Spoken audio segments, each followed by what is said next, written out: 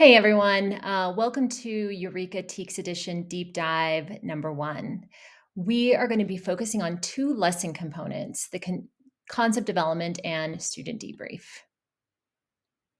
So, we are so glad you're here. But first, take a minute to get oriented. And so, what we'd want to do is make sure that you have access to the links, the resources in the handout, the linked handout.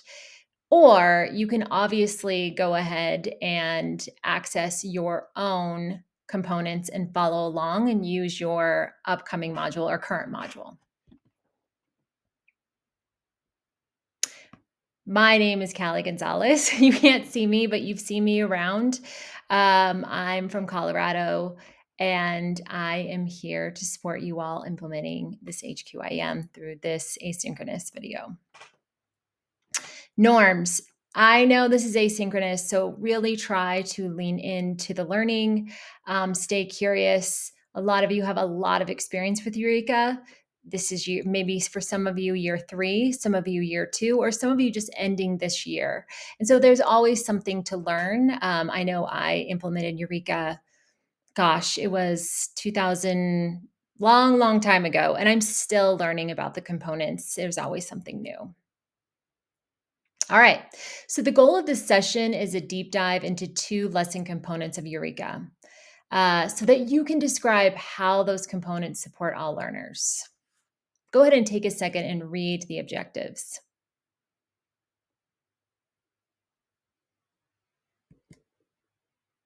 All right. So our agenda for today has 4 parts. We're going to look at what clear, concise, and connected means, then examine the two lesson components, and end with a summary of our learning. All right. So, as teachers, an impactful part of our job is the student light bulb moments, seeing when the new knowledge clicks in, and and the joy and the pride that comes from that realization. And those moments are powerful. And I want you to picture a light bulb moment that has stuck with you, maybe from the last year, maybe in your student teaching or observation if you're new this year. So just picture it in your head. And perhaps that student made a surprise face like the student on the left in the photo, or smiled like the student on the right. Once you have it in your mind, go ahead and write or type the name of the initials in your notes. And so when we think about all of the students that were impacted by the people that are watching this video, this is the why we teach, for students to learn. And we know that students will learn more when they experience lessons that are clear, lessons that are concise, and lessons that are connected. But what do these 3 words mean when it comes to Eureka Math Teaks Edition? So, when looking at concept development and student debrief, it's important that we all have shared definition of the 3 parts preparing to teach a lesson.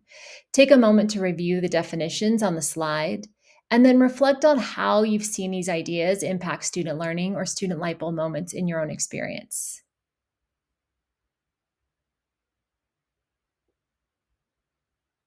So some of you might say, when I teach 2 rotations of students each day, my second rotation is always more clear because I've gone through it once. The students in that group learn more. So that's just an example that I've heard from some teachers that have shared out. And so I'm glad to hear that some of this resonates. And that means that you're already incorporating strong practices into your instruction. And we know that clear, concise, and connected lessons are right for light bulb moments. So let's dig in to make the concept development clear, concise, and connected. We're going to begin with an overview of the concept development as a whole. This is the most important part of the lesson. It's where the teacher facilitates new learning, usually progressing from concrete to representational to abstract. There's a vignette provided, and it's an example of what discourse could look like. Use it as a guide, not as a script. Within the vignette, you can identify checks for understanding to ask at any moments in the learning. So let's go ahead and dig in. The concept development includes 10 minutes of independent practice from the problem set. This is a time-bound task, meaning students will work for 10 minutes only, and not all students will complete the problems. And that's okay. Excuse me, not all students will complete all of the problems, but all students will need to be asked to try, right? Overall, the purpose of this part is to teach new content, period. There's a focus on conceptual understanding and the opportunity for independent practice. So take a moment to reflect on the RBs and consider what connections you're seeing. So the concept development connects to every single one of the RBs. That's why we want to plan in a clear, concise, and connected way. So we can incorporate all four of these research-based instructional strategies. So I'm going to model the prep for this concept development because the vignette provides a clear example of what it looks like to teach it. And while I do the think aloud, there are two documents that may help you. The guided notes that has a space to take notes and the lessons itself. You're welcome to have either or both of those out. Just fully focus on the think aloud. It's up to you. So have that open as I'm thinking aloud. Your job is to answer the question on the slide. How am I thinking? How am I making the lesson clear, concise, and connected? For example, you might identify a specific action I take in my planning process, like rehearsing my instruction. So take a moment to get prepared before I begin. I'm going to start on page 25 of the lesson, right where the concept development begins. I'll think aloud for about 7 to 8 minutes, and then you're going to reflect. So pause here to make sure you have that open, and you're just going to be listening.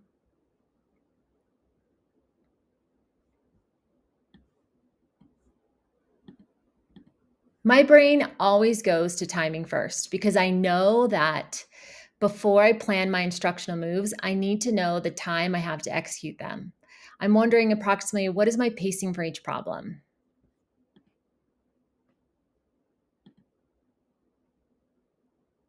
I see that concept development is given 30 minutes total, and the problem set or independent practice is 10 minutes. And I know it's essential that I plan the lesson that allows that valuable time for students to apply their learning.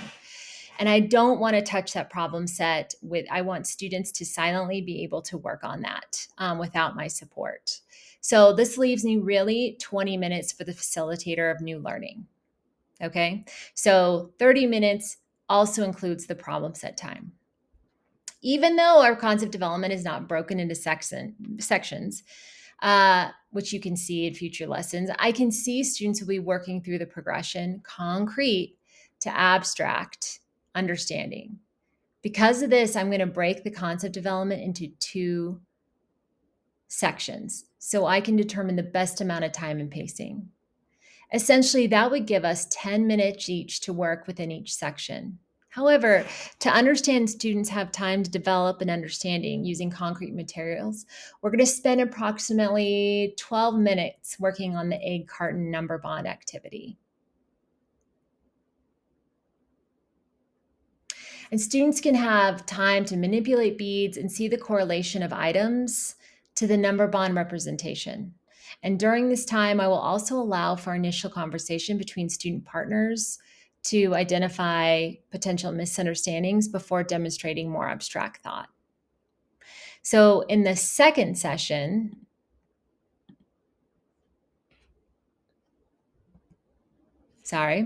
So in the second session, where students are utilizing only the number bond to count on and solve, I'm going to give it around 8 minutes. And this time will allow students to work from visual to abstract understanding. During this time, I will monitor students to determine if they need to continue to utilize dot representation with numerals to ensure they gain an understanding of the concept. I can make adjustments depending on my students' needs as well. However, this gives me my pacing starting point. After I've determined my timing, I'll add timestamps to my lessons so that when I teach, I'm able to keep track of the clock time. All right, so now that I know my pacing, For each problem, I'm wondering, how does this part of the lesson support the objective, right? I know that the goal of the lesson is to describe embedded numbers using 5 groups and number bonds. So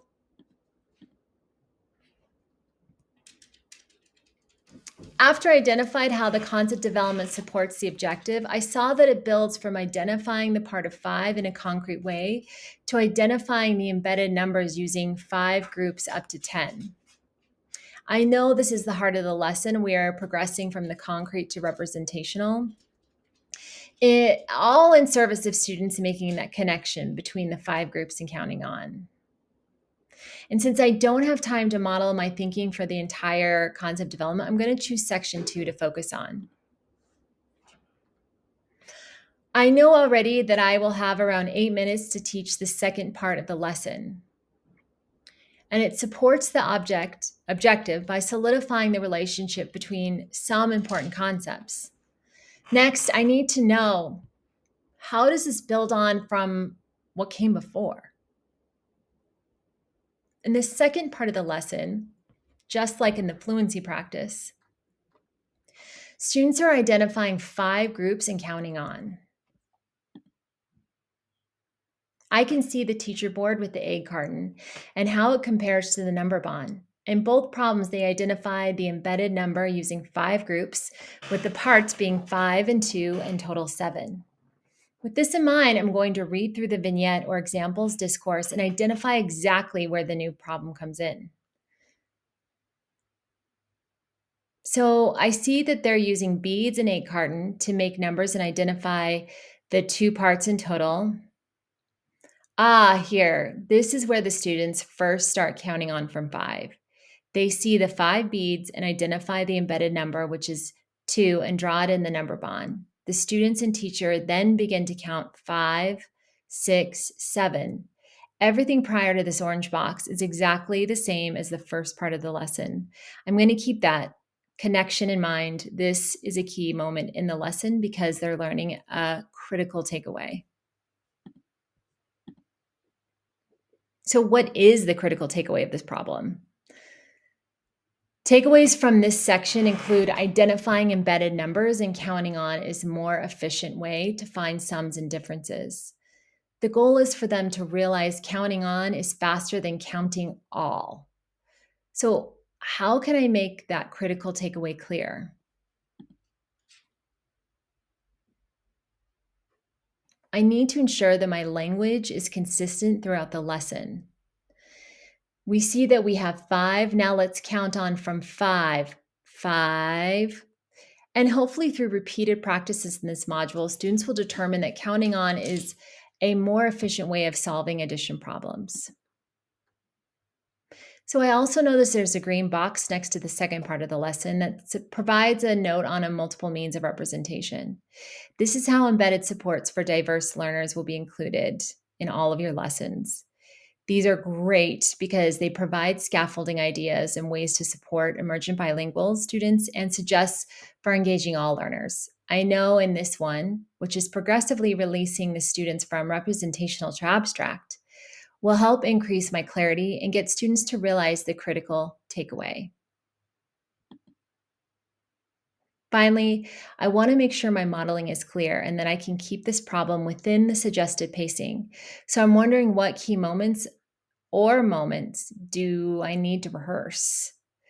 I see at the bottom of section 2, it suggests repeating the sequence with new numbers such as 6, 7, 8, and 9 to get students comfortable with the relationship. That sample teacher board for the number bond with parts drawn, the 5 group, really is helpful. So I'm going to practice the number 7 and make that sample teacher board and practice exactly what I'm going to say so that students understand that finding the number 5 and counting on would be faster. So let's reflect on that think aloud. How did my prep make that lesson clear, concise, and connected? Take a second to reflect on that.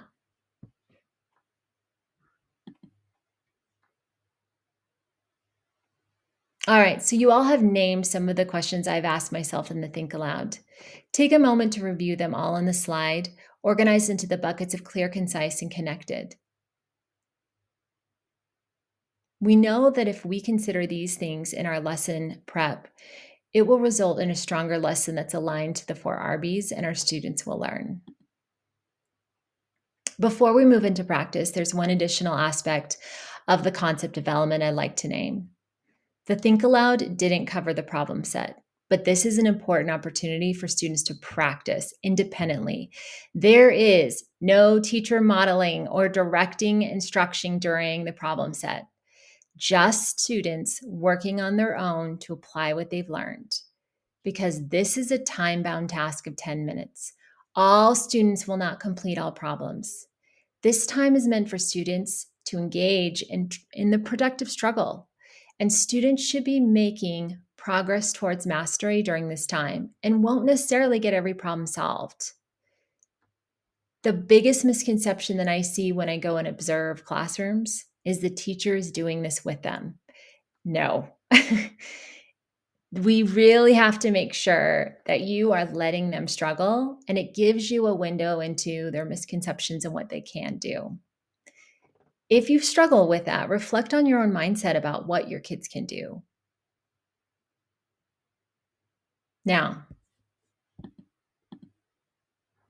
it's important that you identify 2 types of problems: those that all students must do, and additional problems that students could do if they have time.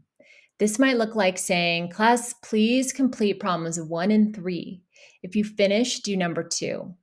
This information and additional suggestion about supporting students in the problem set is detailed in the module overview for Module 1. So, for example, if students complete the must-dos 1 and 3 and could-dos number 2, then they can move on to the challenge problem 4 and 5.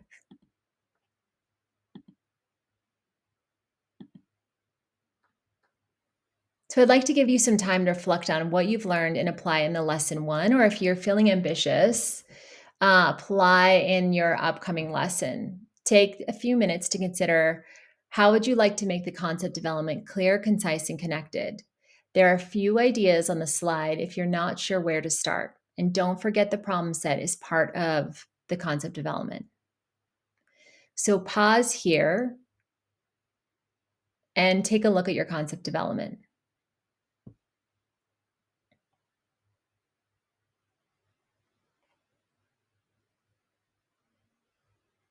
All right, now that we've had the opportunity to engage in the work, let's reflect on the question as a group. How can the problem set promote productive struggle? So did you annotate the must-do problems? Did you annotate the can-do, and where are your challenge problems? Did you make a note to yourself, independent student time, not with students? All right, next up is a student debrief lesson component. As this is a similar part of the lesson than concept development, we're going to spend less time on it. All right, so student debrief is the last part of the lesson. It starts with the student discussion, then ends with an exit ticket. So kinder lessons at the start of the year usually don't include an exit ticket, just FYI. So something many people don't realize at first about Eureka Math is that students build mastery over time, which means teachers should not expect all students to master all content in fluency, application, or concept development. Within the lesson, it's during the student debrief that many students will make those final connections needed to master the objective. And even then, not all students will, which is why we gather exit ticket data and then revisit content repeatedly throughout the lesson in each topic. The student debrief supports all RBs, which is the focus on students explaining and revising their thinking. Productive struggle is one that particularly resonates with me. So let's look at our first grade lesson to see an example of how to make this a clear, concise, and connected activity. So I boxed part of the directions in this lesson. It says, invite students to review their solutions for the problem set. Have them work in pairs to check over their work and discuss how they saw the 5 and the other part to make their number bonds and find the totals. Look for misconceptions or misunderstandings that become addressed in the student debrief. So I'm going to do my best to anticipate student responses ahead of time, but I also know that I'm going to be using the student work in the moment. So the conversation is starting with today's problem set, but ideally we'll work to build to connect with the lesson as a whole. So the big idea is for making clear, concise, and connected student debrief is to strategically choose which questions to ask. As you can see in the guidance, it says any combination of the questions below may be used to lead the discussion. I don't need to do everything listed. Instead, I need to consider what will be most effective to help my students process their learning and prepare for the exit ticket. As you're selecting the questions, it's important to keep in mind that the student debrief time also includes the exit ticket time. So, for example, there are 7 minutes in the student debrief, and the exit ticket is 3.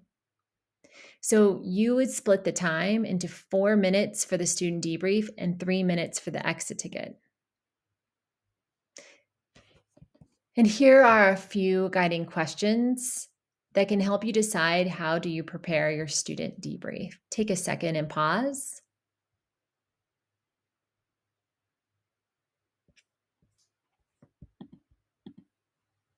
So let's close out our time together by summarizing our learning. There are a few questions I'd like you to consider as you synthesize your learning. Take a few minutes on your own to reflect. You can jot your ideas down in your guided notes if you'd like.